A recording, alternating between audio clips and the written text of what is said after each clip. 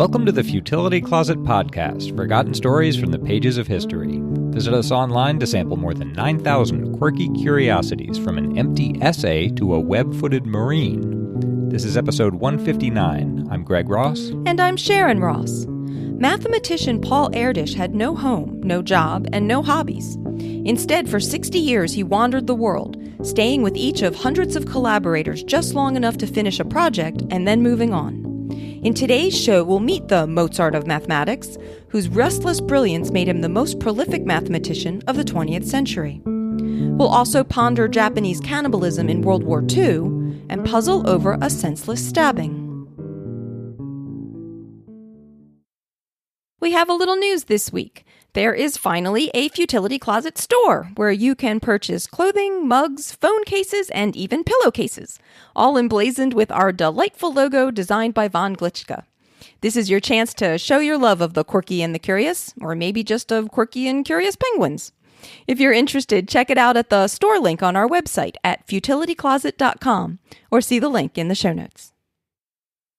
A lot of people suggested this one. This is a story about a remarkable mathematician, but what makes him remarkable is not so much the math as the way he arranged his life. He discovered early that he loved doing mathematics, and he arranged his life so that he could spend literally almost all his time doing it. Paul Erdős had no home, no wife or children, no job, and no hobbies. He lived out of a suitcase and an orange plastic bag from a Budapest department store, moving from one university or research center to the next across 4 continents. He'd show up on the doorstep of a fellow mathematician, say, "My brain is open," and work for a day or two until either the host was exhausted or he got bored.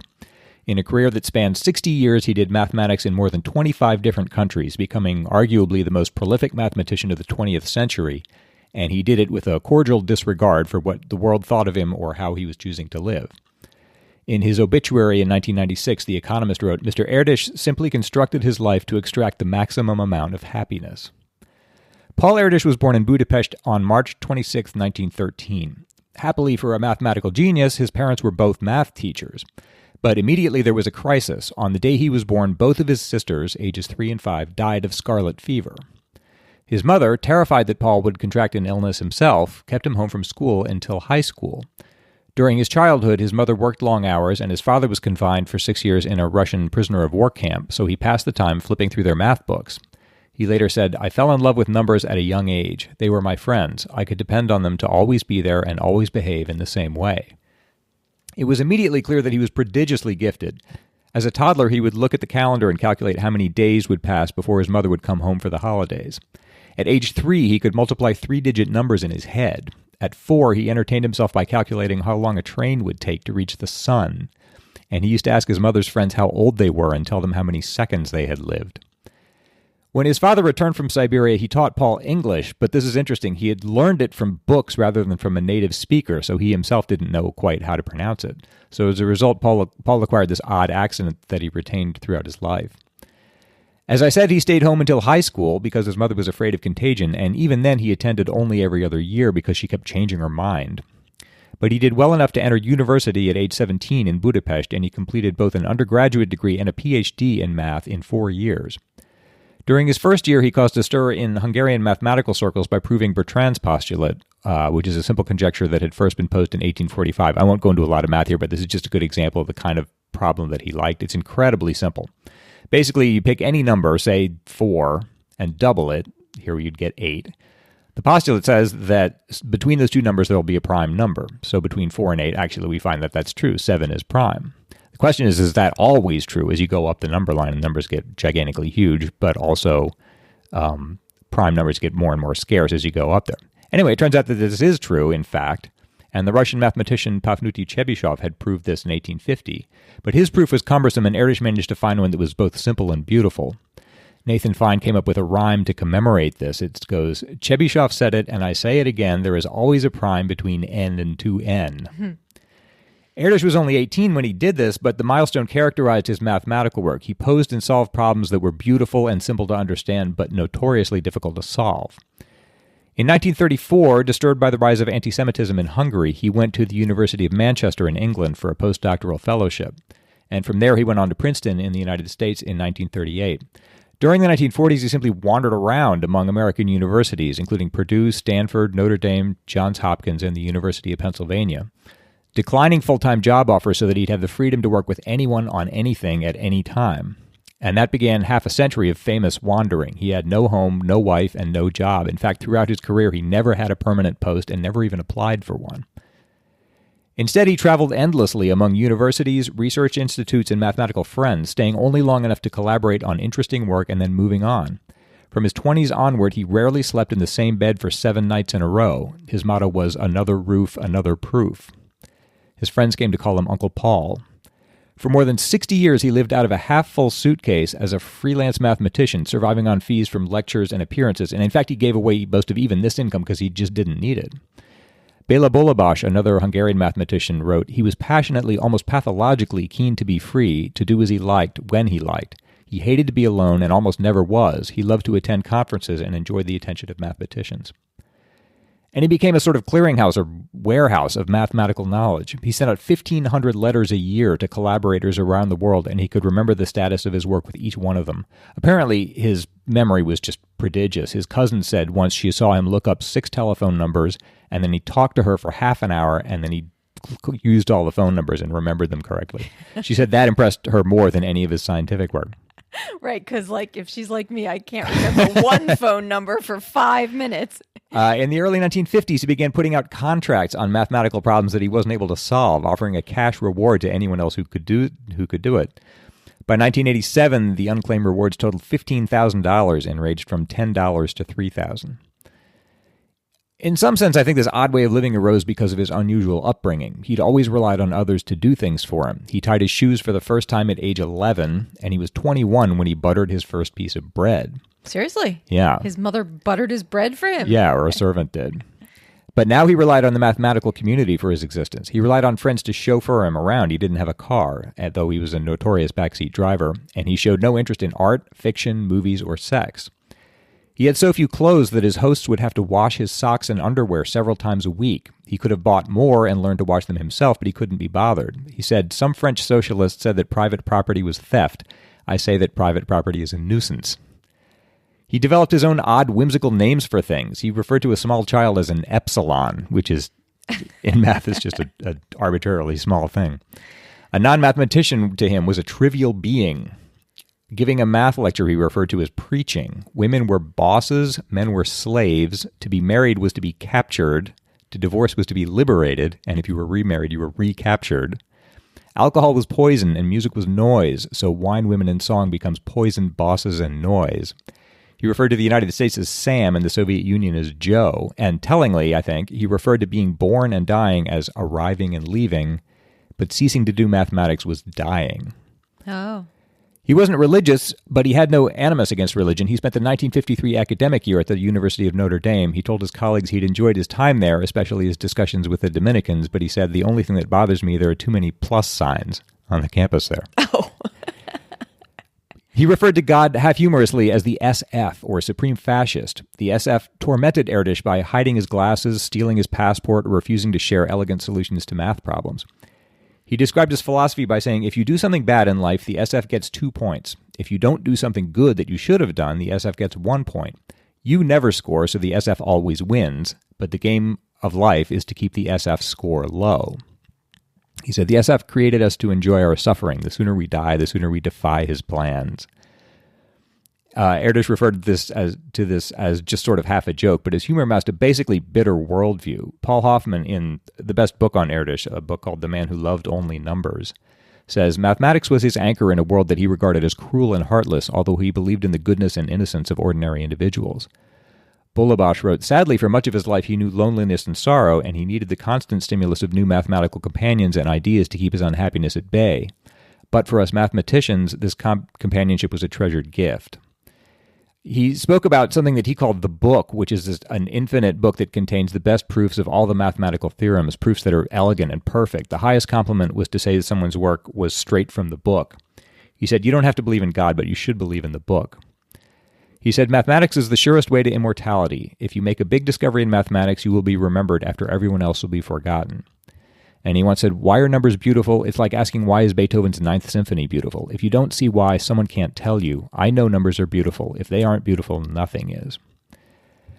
With 500 co-authors, Erdős collaborated with more people than any other mathematician in history, and that gave rise to an interesting tradition, I guess you'd call it, among mathematicians. One measure of a mathematician's eminence is what's called his Erdős number.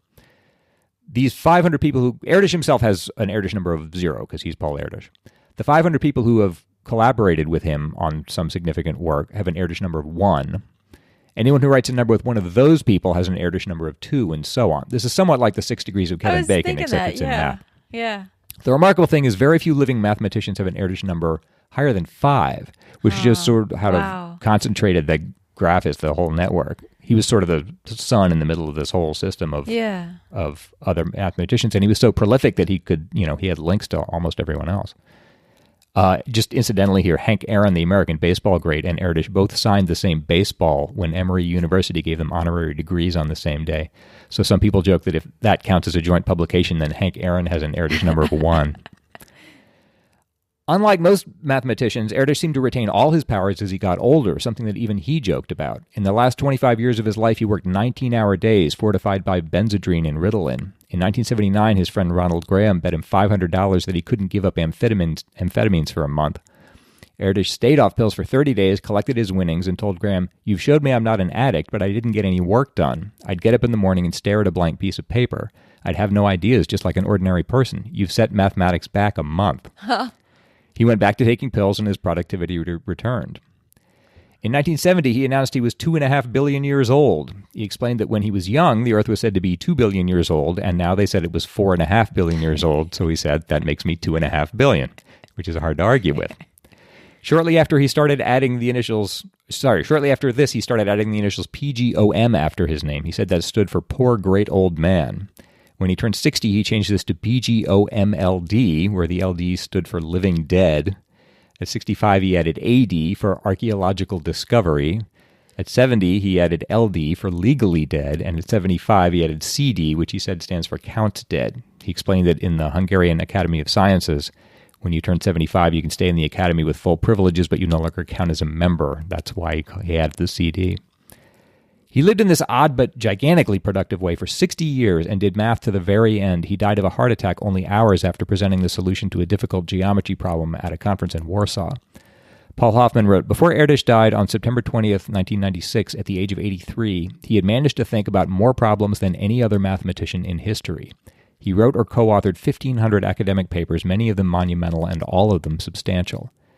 That's about 5 times as many as other prolific mathematicians. Even in his 70s, Erdős would often produce 50 published papers a year, more than many good mathematicians will produce in a lifetime. This titanic output made Erdős arguably the most prolific mathematician in history, after Leonhard Euler, the great Swiss mathematician of the 18th century. Euler published more pages of math than Erdős did, but Erdős set a record for coming up with good problems and seeing that someone solved them. More than half of his 1,500 publications were joint, and they were often done with young co-authors who went on to distinguished careers. Many of them credited his early encouragement as a key to their success. And he posed countless new problems that mathematicians are still puzzling over today. Bollobás wrote that as a source of problems, in the entire history of mathematics, there is nobody remotely like him. He has left behind hundreds of attractive problems that are easy to state, but that usually turn out to have pinpointed the heart of the matter. He once said, "In a way, mathematics is the only infinite human activity. It is conceivable that humanity could eventually learn everything in physics or biology. But humanity certainly won't ever be able to find out everything in mathematics because the subject is infinite. Numbers themselves are infinite. That's why mathematics is really my only interest." He had suggested the epitaph for himself, "Finally I am becoming stupider no more." In the preface to her book, Erdős on Graphs, the University of California mathematician Fan Chung wrote, "Paul had been doing exactly what he liked and wanted to do until the very last day of his life. Throughout the 83 years that he lived, he had been absolutely true to himself beyond any temptation of money and position. Most of us are surrounded by all sorts of worldly comforts and burdens. Every time I saw him, it served as a reminder that it is indeed possible to pursue one's dream regardless of all the trivial details in life. For this, I miss Uncle Paul the most."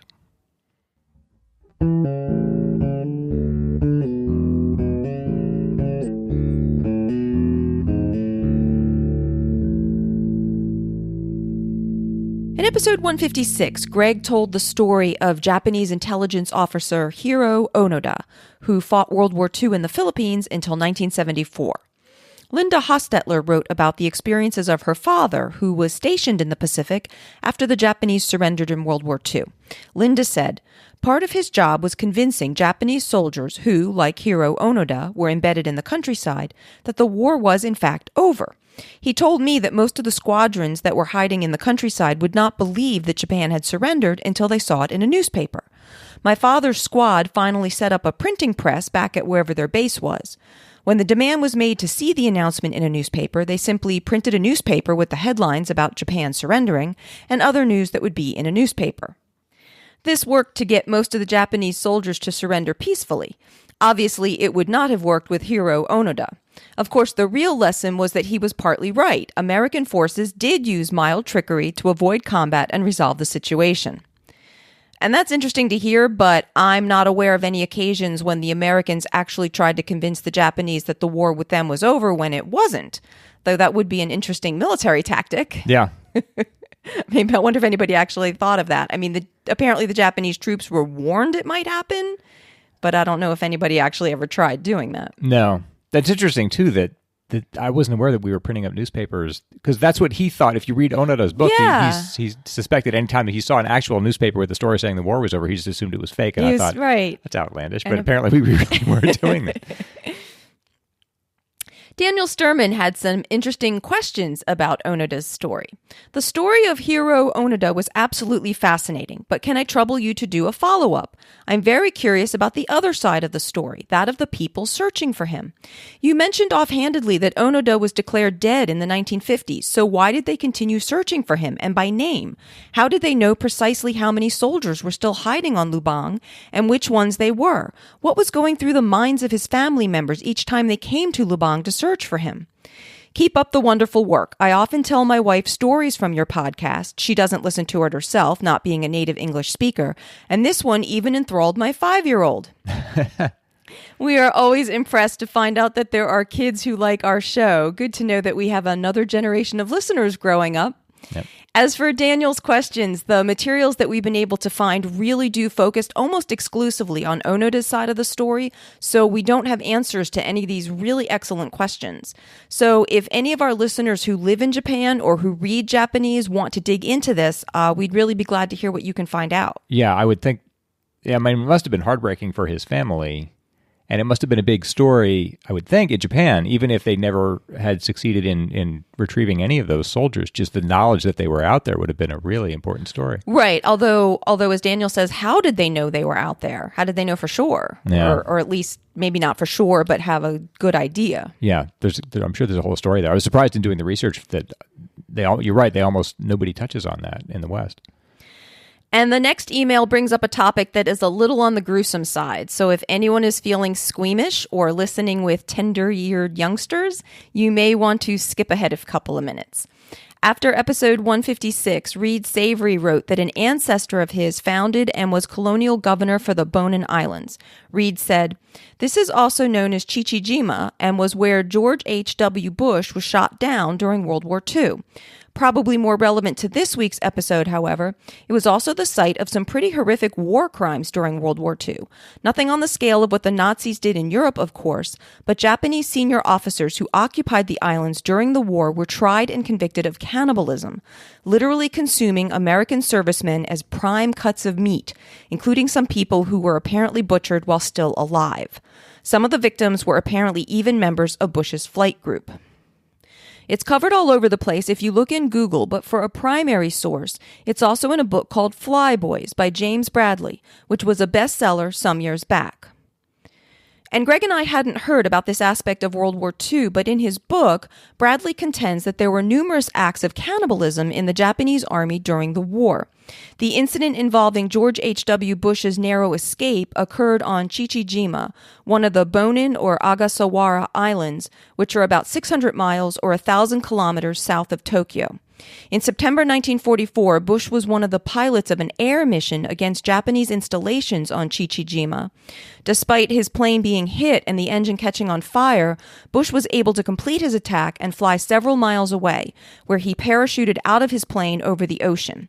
He found an inflatable raft that had been dropped by another plane, and despite being injured, he frantically tried to paddle it away from Chichijima with his hands until he was finally rescued by an American submarine.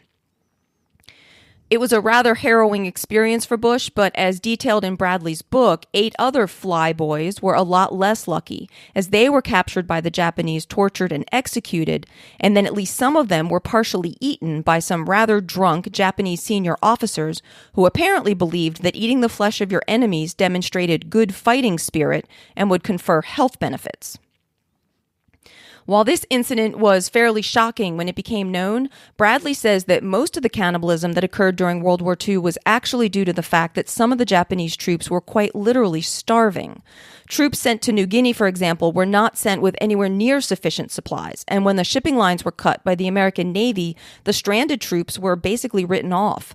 Bradley says that of the over 150,000 Japanese sent to New Guinea during the war, only about 10,000 survived, with the vast majority dying of disease and starvation. In order to try to survive, the Japanese would harvest the bodies of dead Allied soldiers or eat prisoners captured from the Allies or local populations. When there were no non-Japanese available, they would draw lots among themselves for who would be sacrificed to feed the others. God. As Reed mentioned, one of the most horrific aspects was that in some places the victims were not killed outright. Because of the lack of refrigeration, flesh would spoil very quickly in the tropical climate. So some external parts of a victim would be cut off to provide one meal, and then the victim would be allowed to die slowly so as to keep the internal organs edible for a later meal. I didn't know anything about that. No, I hadn't heard anything about that at all either. That was kind of news to both of us. Also, it sounds like Bush, I mean, it was almost a miracle that that fate didn't befall him too, you know? Yes. I saw some contend that he was the only member of that entire flight mission to have survived. And he actually only survived by a combination of just like absolute good luck and some really quick decision making on his part that all worked out for him. And he was the only one. Yeah. I wonder what he felt when he heard later what had happened to... Yeah, and just felt ever after, you know, for the rest of your life after a close call like that. Yeah. We sometimes hear from some of our listeners when the shows start tending to get pretty dark, so I'm going to end this segment on a definitely lighter note. Anything would have to be lighter than that, right? Makeda wrote to us, I am a student worker at the New College of Florida, stuffing envelopes for hours at a time, and your podcast makes it bearable.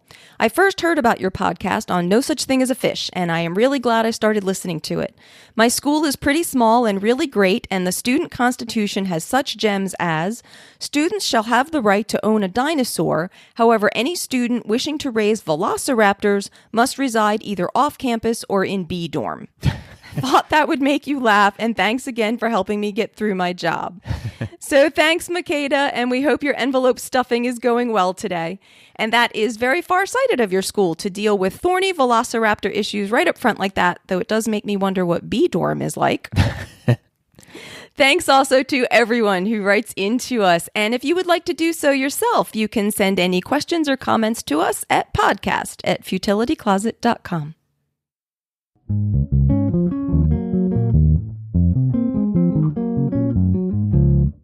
It's my turn to try to solve a lateral thinking puzzle. Greg is going to present me with an odd-sounding situation, and I have to try to figure out what's going on, asking only yes or no questions. This is from listener Waldo van der Vals.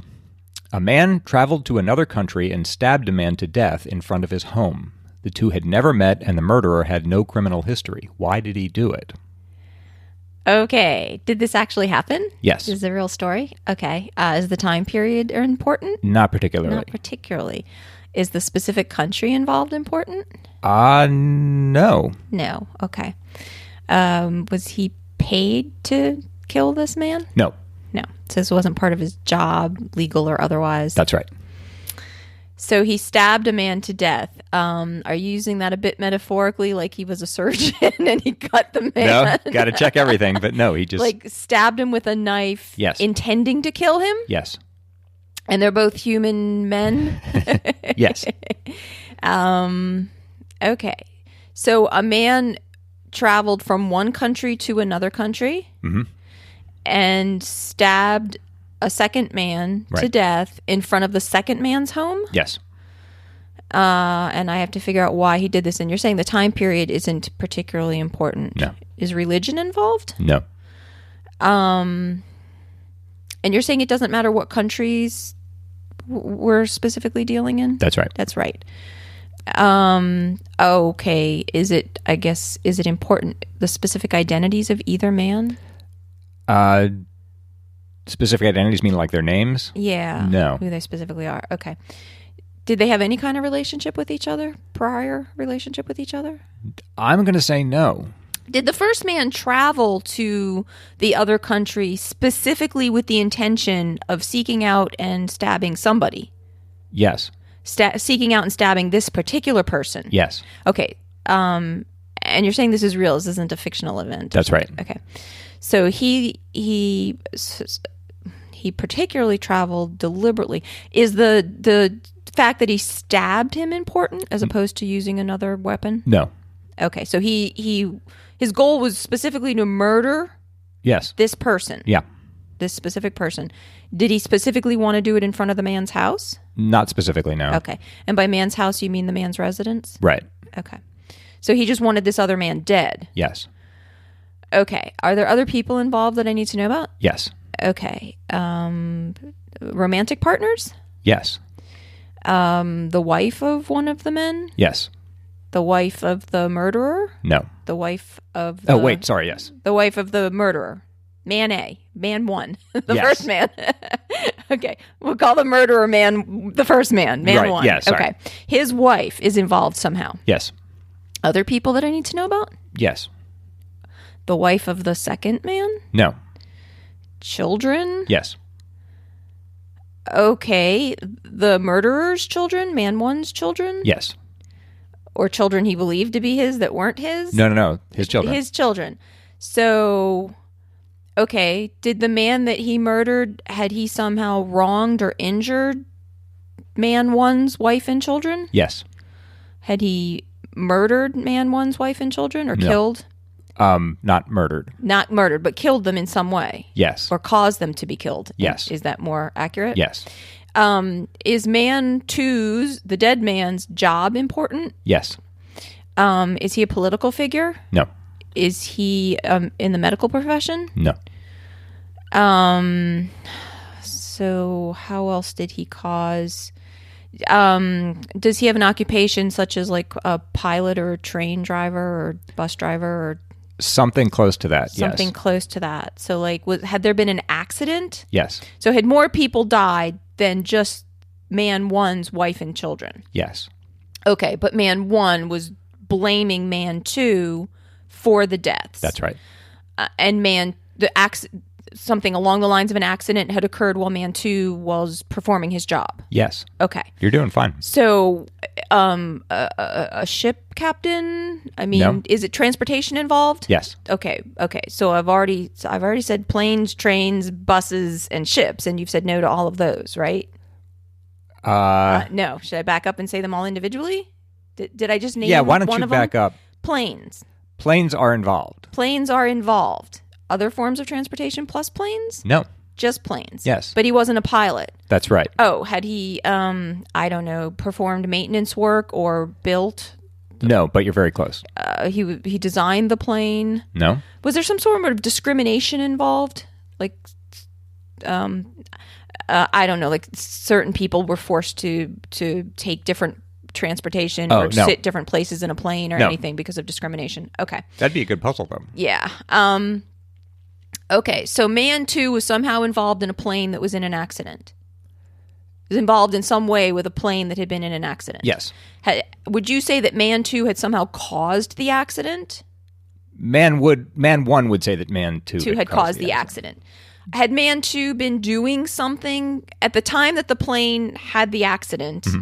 Had man 2 been doing something that could have been considered to be causing the accident, as opposed to something he had done in the past. He was currently doing an action. He was performing a verb. Yes. Okay, at the time of the accident. Yeah. But he wasn't flying the plane. That's right. You're Right. as close as you can be. He was flying a drone or had a bird or something that caused the plane to be in an accident? No. No.